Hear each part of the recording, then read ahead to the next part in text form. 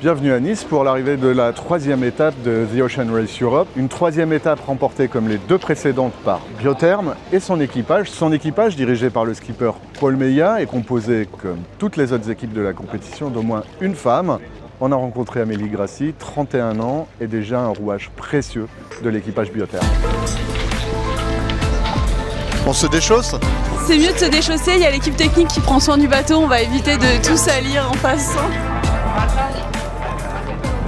J'adore les nouvelles expressions, genre courir comme une femme, se battre comme une femme. Mes parents, ils m'ont élevée, ils m'ont fait grandir en me faisant naviguer, en me faisant faire du sport, en me faisant rouler dans la boue. Je les remercie pour ça parce que c'est vrai que j'ai jamais senti qu'il y avait des limites ou des réserves à avoir en tant que fillette, en tant que jeune femme et en tant que femme. Donc ça m'a sûrement aidée à avoir un peu de culot. Le bleu aussi, je pense. Ah oui. Ça, c'est la toilette ? Ça, c'est la douche. Le blond, c'est les toilettes, le bleu, c'est la douche. La course au large, c'est super accessible aux femmes, mais c'est encore très masculin. Après, là, il y a plein de mécanismes qui accélèrent la féminisation de notre sport en ce moment. Par exemple, sur The Ocean Race Europe, on est obligé d'avoir au minimum une femme à bord des bateaux. Donc là, la technique des quotas, ça a quand même bien accéléré le processus.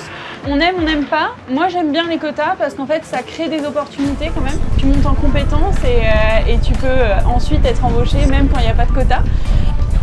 Je pense que quand même, de la nouvelle école, tous les jeunes, on navigue en mixte sans aucune difficulté.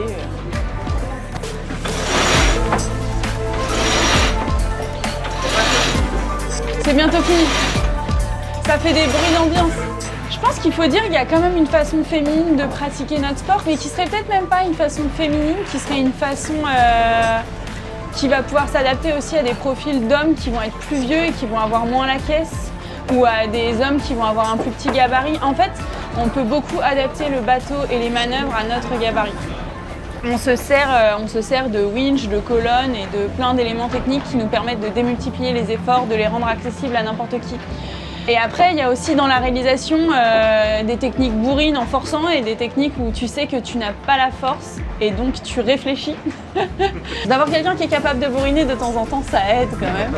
Mais d'avoir quelqu'un qui ne peut pas bourriner et qui est obligé de réfléchir avant pour fluidifier la manœuvre et la rendre plus simple, c'est bien aussi. Ça préserve le matériel et c'est plus efficace parfois.